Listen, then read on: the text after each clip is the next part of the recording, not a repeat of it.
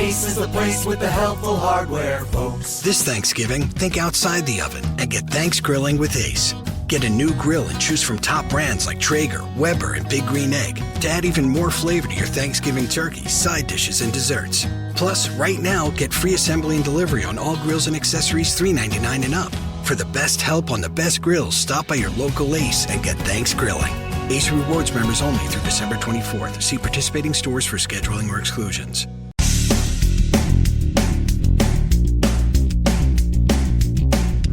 This is No BS Job Search Advice Radio, episode 1852.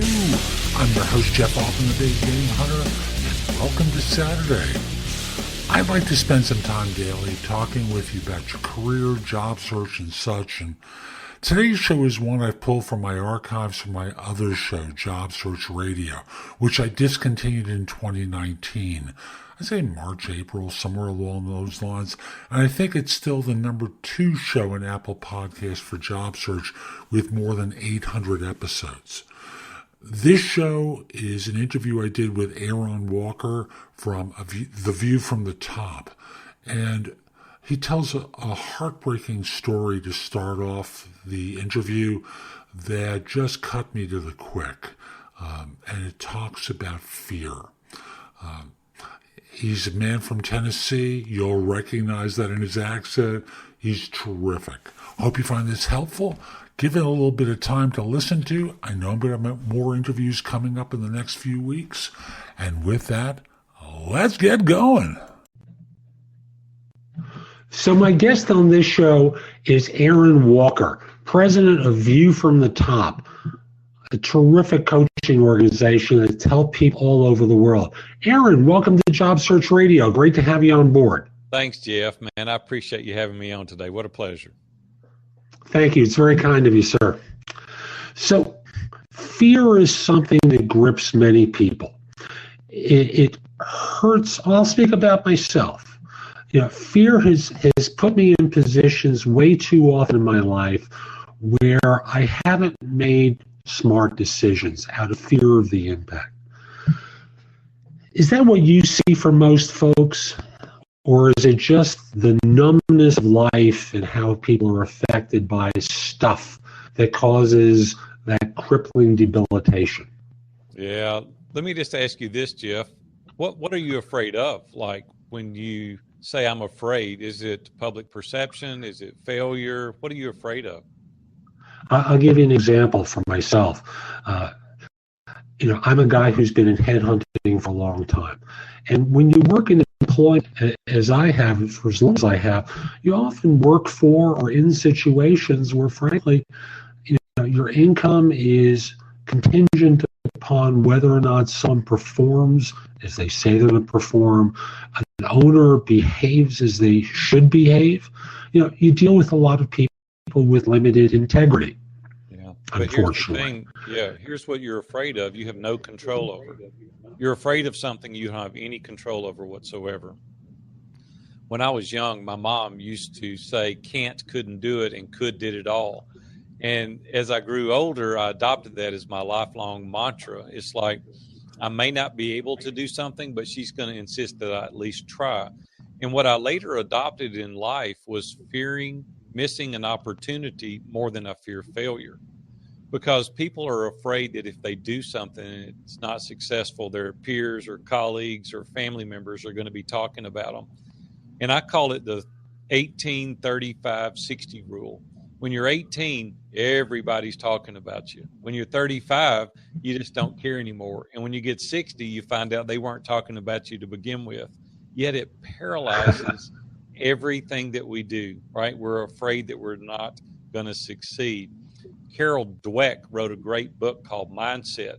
And I don't know if you've read it or not, Jeff, but it talks about we have 2 mindsets. One is a fixed mindset. One is a growth mindset. And when you have the fixed mindset, you just think you don't have the ability to do other things. The growth mindset teaches you we can do most things. There's some physical limitations, but as a rule, if we put the energy, effort, and resources to it, we can accomplish most things that we want. So stop being afraid. Fear missing an opportunity more than you fear failure. So the idea is to engage with the opportunity, even though you might fail at it. That sounds easy. I don't call it failure. I call it pivoting, right? You can look at What it do as you call it? failure. I'm sorry. Pivoting. You learn one way that it's not going to work. My daughters used to come to me and they'd say, Dad, I want to try this or that. I've got two daughters. One's 29, one's 32 now. And they would say, I want to do this, but I'm afraid I might fail. And I said, listen, failure is in not trying, not succeeding. And so you may just find a way that it didn't work that time. And so just alter, change, switch. It's a mindset. Failure is like, what does that even mean? I mean, what do you mean failure? You didn't accomplish your goal? Maybe not then. Maybe it's for later. So from a job hunter perspective, because you're offering up great stuff in life in general. So for the job hunter, they become fearful before interviews, fearful of networking, fearful of the employer is going to take it, on and on. The list is huge of the fears job hunters have. If you could pick one or two from a concrete perspective that you think many might engage in, could you pick one that just pops into your mind now and address how someone might speak to that in their own psyche? Well, a lot of the times we're fearful of the unknown. Like we will revert back to what we're comfortable with and familiar with because we know the level of the pain, right? Even if it's bad, we know the degree and the level of pain. What we are afraid of is the unknown. So if there's a job that you're seeking out after, a lot of the people are not familiar with what that job entails. Maybe research, wisdom, knowledge, and experience will eliminate fear. So I would say whatever profession it is you're going after, learn more about it. Greg McCowan wrote a great book called Essentialism. And it helps us get the things in our life that are the non-essentials out of the way and focus on the vital few. When we niche down into an area that we're familiar with, fear eliminates. It goes away because we're more experienced. So I would say further your education into the area that you're pursuing. Your wisdom is over, and I can't imagine as a little boy this existed within you. How did you develop these qualities in yourself? You could see these things so clearly. I don't know. Maybe you see something in me I don't see in myself. I don't know that I'm as smart as you're saying. But the thing is I've been involved in accountability groups and mastermind groups for almost 30 years now, mastermind groups for 15 or 20 years. I was in the Eagles group here in Nashville, Tennessee for over a dozen years with Dave Ramsey, Dan Miller, Ken Abraham. Ken Abraham has over 100 books in print. Dan Miller has 48 Days to the Work You Love. Some of you have heard of Dave Ramsey. He's got a little radio show, Financial Peace.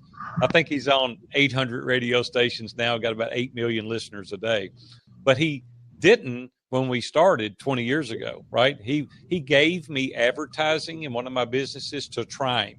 He was on one station in Nashville. No one had ever even heard of Dave before. And I've been with Dave now that long. We've become best friends and we do business on a regular basis. I've been on his show for 20 solid years, a business I own or have owned in being one of his sponsors. I was his second sponsor when he started. Well, we jointly got together, this group of men did, 10 of us, and we started sharing ideas. It's kind of like trusted advisors. These guys are non-biased, so whatever information they give you doesn't impact their personal life. So they tell you the truth. Jeff, if you want to get the truth, ask somebody that has nothing to gain or lose, right? If you go to your family members or a business partner, they're going to tell you things that are going to be maybe swayed one way or the other to benefit them, or they want to be liked by you because you're your friend. But if you want to get honest, candid advice, get a group of guys together that know you well, that you can share with on a regular basis. We call it a mastermind group. And I facilitate these groups now. I have 3 groups that I facilitate, and I participate in a group personally. And that is where the wisdom, the experience, the knowledge comes from, because I have subjected myself to scrutiny, right? I've got a backbone, Jeff. It's a foot thick. It's like, you're not going to hurt my feelings because I want you to give me constructive criticism. I want you to tell me my blind spots because others view you differently than you view yourself. And if you open yourself up to that kind of scrutiny, you're going to learn. Beautiful. And folks, we're going to be back with more from Aaron in just a moment. But first, my insider tip for this show, which is very concrete material about resumes and applicant tracking systems. For those of you who are submitting resumes through applicant tracking systems, I'll just simply say it's not my preferred way. And if you're doing it, I just want to make sure you're not sabotaging yourself by submitting bad resumes. And here's what I mean by bad. Applicant tracking systems have biases in how they're constructed. They don't read embedded headers all that well. They don't respond well to underlines on the resume and generally can't read the line above them or below them. And if you use a slash, let's try it for camera purposes like that. If you use a slash in either direction, they can't read the character immediately before or immediately after. So you need to use spaces when you're using tracking systems, when you're dealing with slash marks. So that's my tip for this show. There's a lot more that's available on my website, which is thebiggamehunter.us. Visit the site, go exploring. There's a lot more there. Let's come back to Aaron, pick up where we left off, because it's good stuff. Really good stuff. So you've worked through masterminds, and I'm sure you've struggled even with the support of masterminds. How do you work your way through those struggles regardless?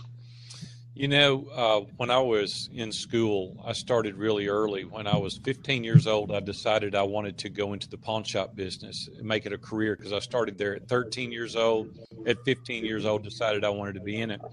And so I went to summer school and night school for 18 months. I had enough credits at the beginning of my junior year of high school to graduate, so I didn't have to go my junior year and senior year. What I attribute that to is not education, but grit, perseverance, determination, right? I wanted better for myself. I was willing to delay gratification to get something for later. I got married 2 weeks out of high school. I've been married 35 years now. And I think back and I think, man, alive, I'm just 55 years old and I've been married 35 years, coming up on 36 years. And I think it's been phenomenal. But what's gotten us through that? First of all, I'm a Christ follower, so I trust in my faith nonstop, right? Christ is the center of focus for me. It's my moral compass, and I always go there. And I'm like everybody else, Jeff. I struggle. I have hard times. But that perseverance, determination, quality, grit, if you will. TED Talks had a great talk recently. There was a lady on there that did a talk on grit is one of the biggest factors in successful people that they can find.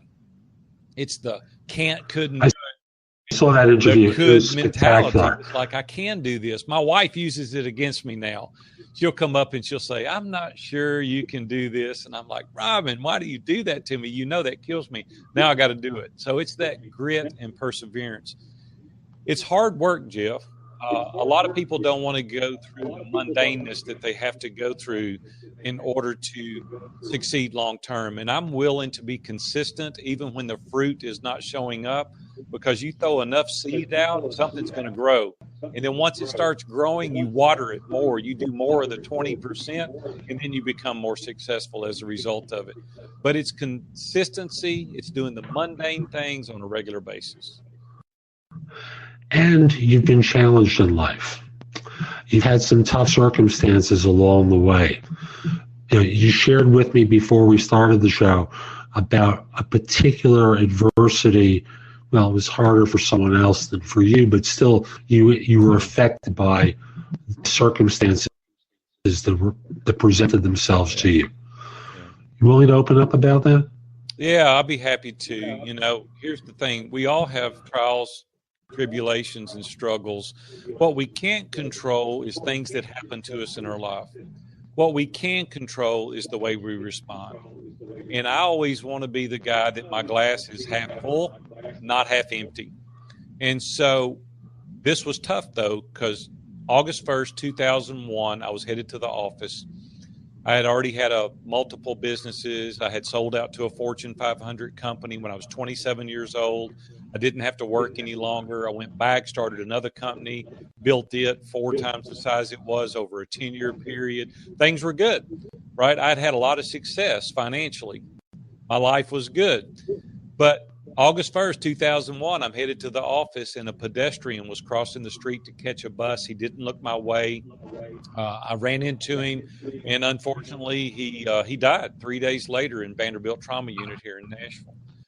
And it was so surreal when it happened. It was like he ran out, I hit him, I looked, I couldn't believe it was happening to me. I got out of the car, and my hand was shaking so hard I couldn't dial 911. And finally, I got my composure.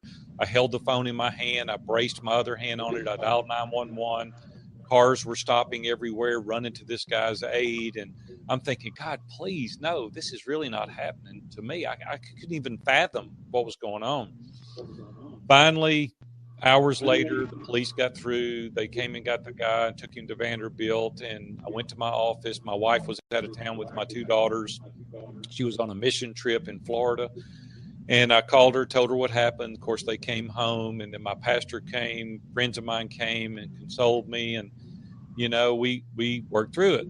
And so I told my partner, I said, listen, I'm done. I've been working since I've been 13 years old. I'm 41 years old now. I'm done. I'm finished. I've got enough money. I don't have to work. And so my wife and I traveled for about 5 years. We built a new house. I had to change locations. I sold my businesses. I sold everything. I just said, I just can't have this anymore because it's all about the money. And it wasn't about significance, at which I found I later didn't have any more of, or I didn't have any of, I should say. Everything was about me. My central focus was about gaining more money. I had a vacation home. I had the cars, the big house. I had all the stuff, but there was still a void there. And what I found out is its significance. I wasn't impacting other person's lives. I wasn't pouring into those that couldn't help themselves. I was helping people that could help me, but I wasn't looking for people that couldn't repay me and doing honorable, charitable, kind, random acts of kindness for them. And I changed my perspective. And I started saying, the money's good. I like it. There's people that say money's not important, that have money, run from them because they're liars. It is important, but we shouldn't make it the most important thing. And so now since 2001, I have tried to live a successful life simultaneously living significantly. And that's the quest I've been on. So how did you find, obviously you have a relationship with Christ. I respect that. And I suspect there's something that is layered in as well that serves you. Maybe that's the wrong language, but that really resonated for you in terms of finding your purpose. And I'm asking this from the vantage point of supporting other people and figuring that piece out for themselves. How did you find yours? Well, what I was discovering was that everything I did on a daily basis had no one else in mind but myself. And when you start thinking on that on a practical level, whether you're a Christian or not, it's pretty selfish. When you start thinking, I've got this skill, this ability, I think that I've got a God-ordained skill to make money and to grow businesses because I've done a number of them. So I know I can do it. I know exactly. I don't say that in an arrogant standpoint. It's just I've got 8 or 9 businesses now that prove that to be true. And I think, how can I be so selfish to think that the world revolves around me? And that's what I was doing. Every wakening moment, I was thinking of my family, myself, my well-being, my tangible possessions, and I wasn't looking outward to help other people accomplish the same. Now, there's a certain level of money that means a lot, from poverty or starvation up to about $70,000 a year makes a huge difference in your life. It really moves the needle significantly. But when you get past $70,000 a year and your basic needs are being met, the happy meter only goes off slightly compared to what it did up until that point. What I was finding out is I was saying, when I make this much more money, then I'll be happy. If I can get one more store, then I will be happy. If I can just go on this one more exotic trip, then I will be happy. And what I discovered, Jeff, is that wasn't making it happen for me. It was okay, and I enjoyed it, and I don't want to discount the things that I've been able to experience, but it wasn't giving me what I thought it was going to. You see, happiness is a choice, not a trait. And I teach people, learn to be content in your present situation, void of complacency. Now, I love to grow. I'm growing View from the top right now like gangbusters. I love it.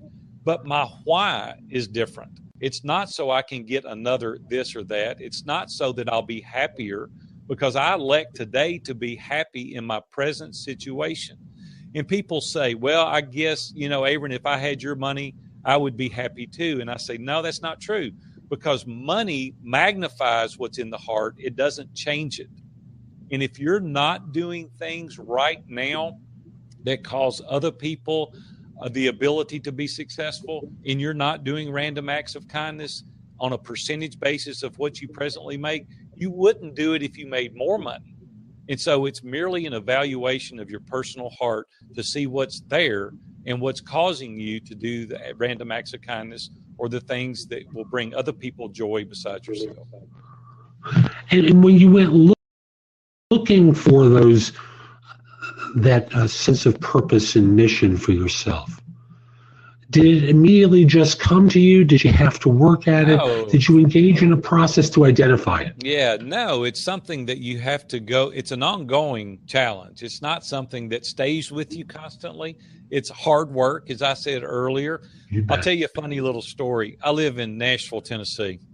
So the other day I went to the Starbucks coffee, and I meet clients there sometimes, or people that just want to meet me or interview me, and people I want to meet and interview them. It's a mutual fun place to go.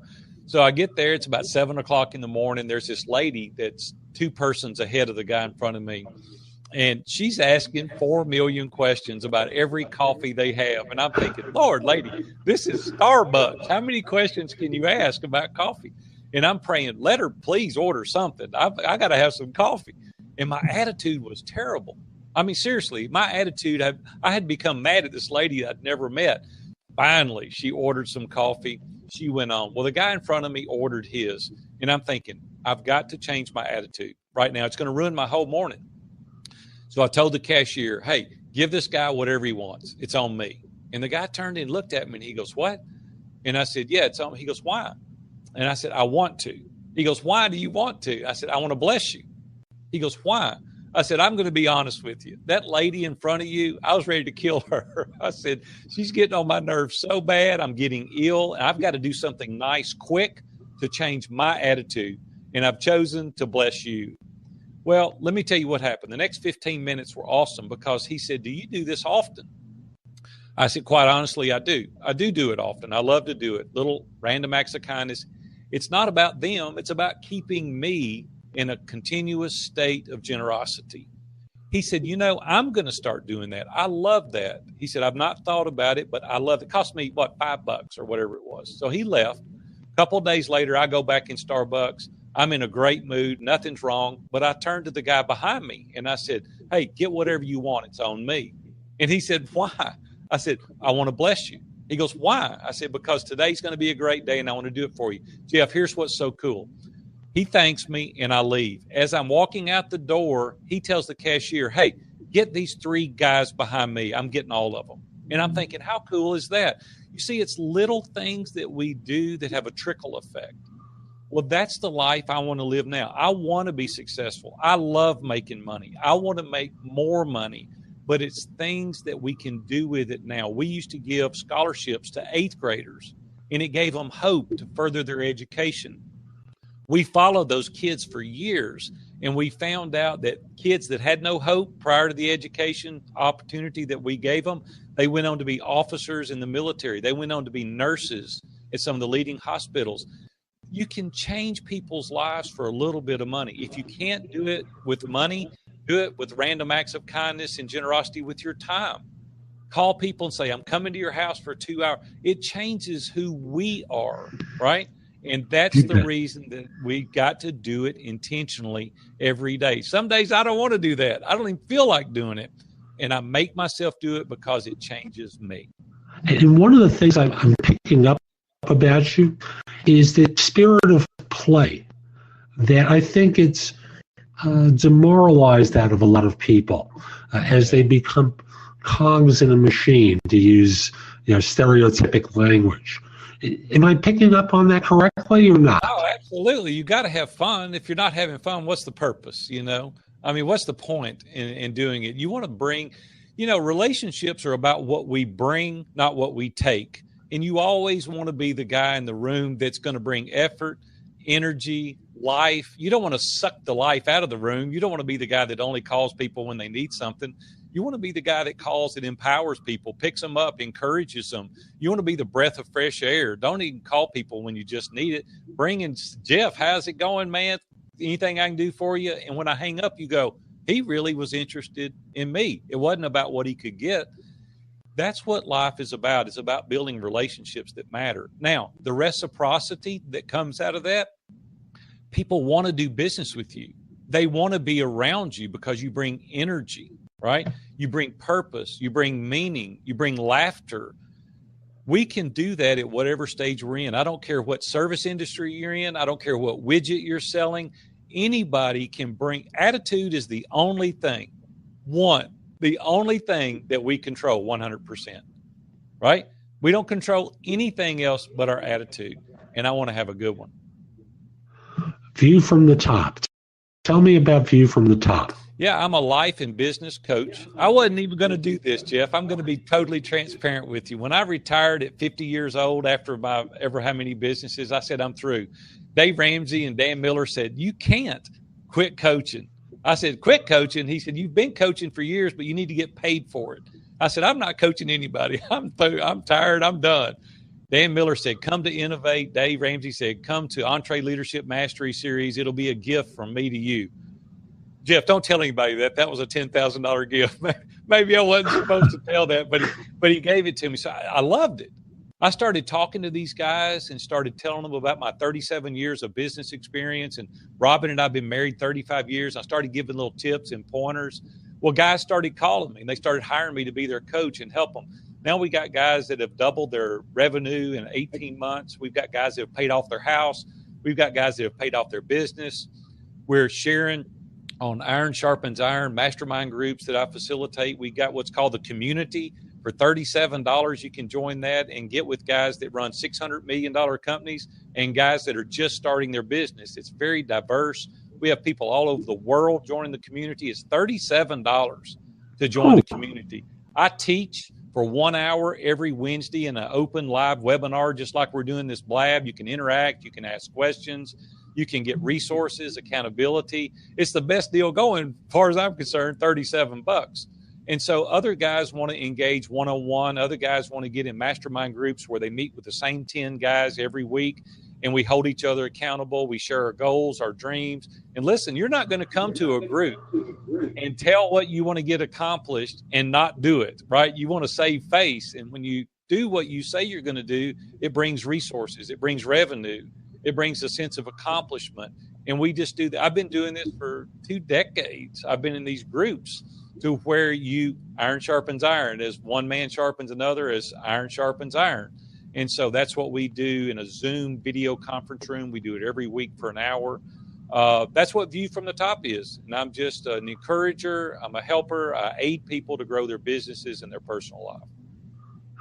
I've been part of men's groups now for almost 25 years.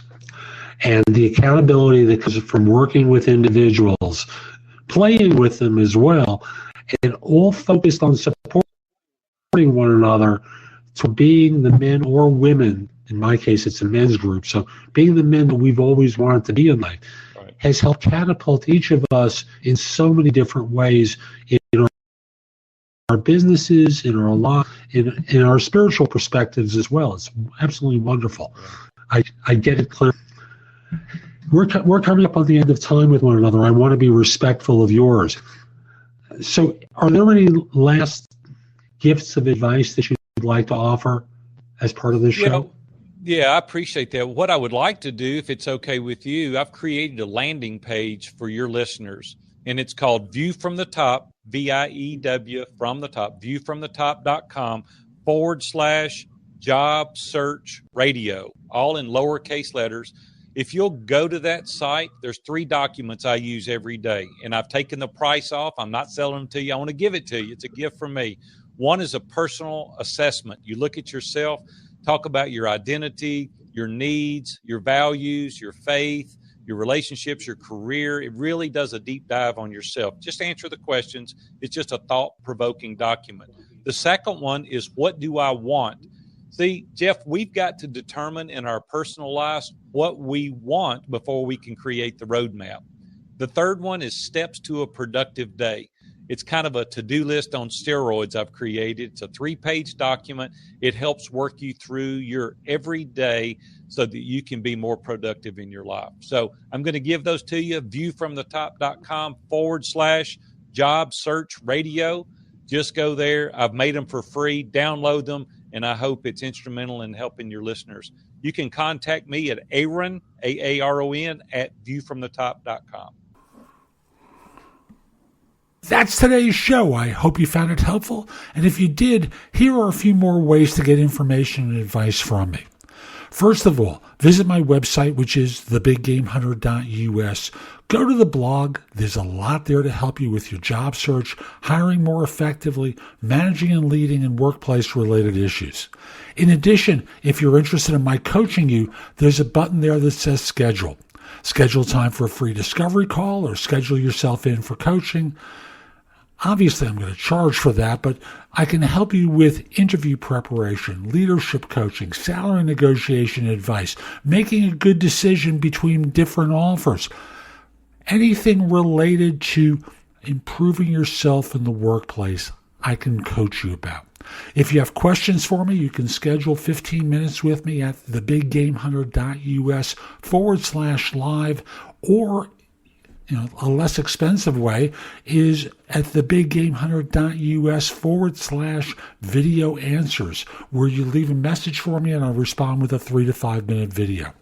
Connect with me on LinkedIn at linkedin.com/in/thebiggamehunter. I can assure you your network will expand a lot by connecting with me. And finally, watch me on TV.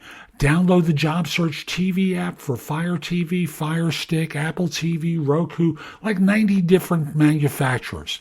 I'll be back tomorrow with more, and in the meantime, I hope you have a terrific day. Be great!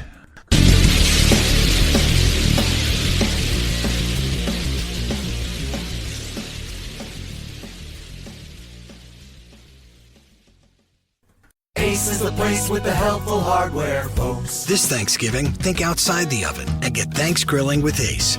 Get a new grill and choose from top brands like Traeger, Weber, and Big Green Egg to add even more flavor to your Thanksgiving turkey, side dishes, and desserts. Plus, right now, get free assembly and delivery on all grills and accessories $3.99 and up. For the best help on the best grills, stop by your local Ace and get thanks grilling. Ace Rewards members only through December 24th. See participating stores for scheduling or exclusions. Want to hear something amazing? Discover matches all the cash back you earn on your credit card at the end of your first year, automatically, dollar for dollar, with no limit on how much you can earn. Extra cash? Come on, how amazing is that? In fact, it's even more amazing when you realize all the places where Discover is accepted. 99% of places in the U.S. that take credit cards. So when it comes to Discover, get used to hearing yes more often. Learn more at discover.com/yes. 2020 Nielsen Report limitations apply.